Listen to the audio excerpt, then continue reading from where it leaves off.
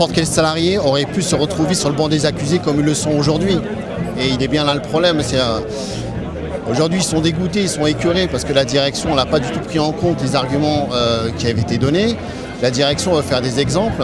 La direction, elle a les boules, le fait que les images ont fait le tour du monde. Pour autant, la direction ne se pose pas la question, le 5 octobre, pourquoi autant de salariés étaient si en colère que ça.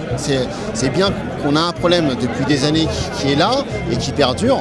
Et on a une direction autiste qui continue à dire qu'il y a un dialogue social de qualité au niveau d'Air France. Qui a été poussé par l'entreprise et par la direction générale depuis des mois et des mois, essayer de montrer tous les corps de métier les uns contre les autres. Ils ont toujours fait ça, pour essayer d'obtenir en disant regarde toi machin on lui a piqué 10%, toi on peut t'en piquer 15%. L'entreprise a toujours fait ça, de monter tous les salariés les uns contre les autres.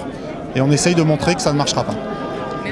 L'extraordinaire dans toute cette affaire, c'est qu'on ne parle plus des licenciements, où a priori on veut le masquer. Et moi je suis effaré d'avoir entendu les premières déclarations qui se sont d'abord offusquées d'un chamaillage dans une séance de comité central d'entreprise, ce qui peut se produire toutes les semaines dans bien des pays, dans bien des contrées de notre pays.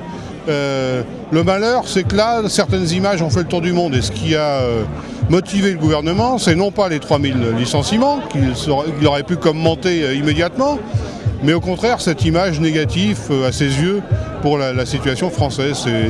C'est dire qu'on fait peu de cas des salariés concernés et qu'on attache beaucoup d'importance à des aspects tout à fait secondaires dans le combat syndical. Et je trouve que cette décision est insupportable, inacceptable, à un moment où justement on est en train de pétiner les droits des salariés. Donc voilà, une présence d'élus locaux, de maires, et qui est très soucieux justement de cette situation. Et il y a des salariés qui sont concernés dans ma ville, d'Air France, mais aussi d'autres salariés, parce qu'on parle d'Air France, mais malheureusement on est face à un mouvement qui a tendance à se répéter dans beaucoup d'entreprises. Donc voilà, c'est vraiment le soutien total, absolu des salariés, de celles et ceux qui vont être sanctionnés de manière complètement injuste.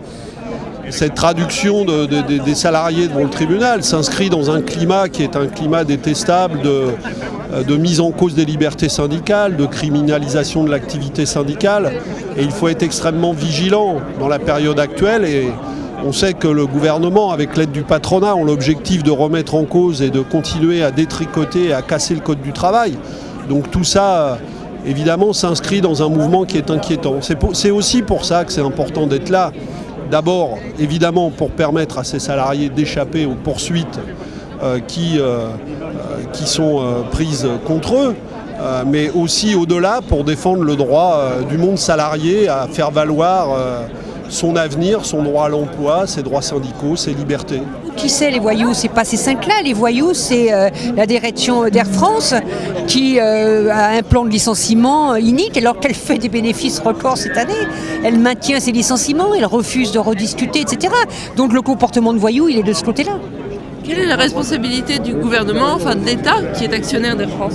D'abord de laisser faire, tout simplement. Et ça, c'est quand même une faute majeure, laisser faire ces licenciements.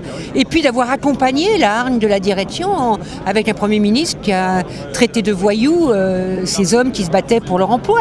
Donc j'ai envie de dire, laisser faire et accompagner, y compris la répression syndicale. Donc il serait temps que le gouvernement change de cap par rapport à ça.